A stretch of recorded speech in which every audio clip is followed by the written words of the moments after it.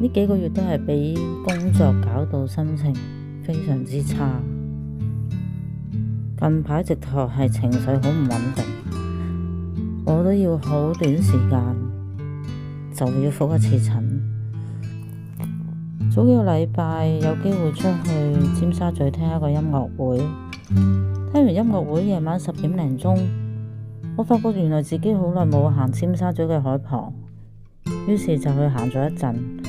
睇下浪啦，睇下風景，其實真係幾舒服。當人心情越差越煩躁嘅時候，其實真係越需要 me time， 好好去清空一下自己嘅腦筋，又唔使同人講嘢，好好多嘅。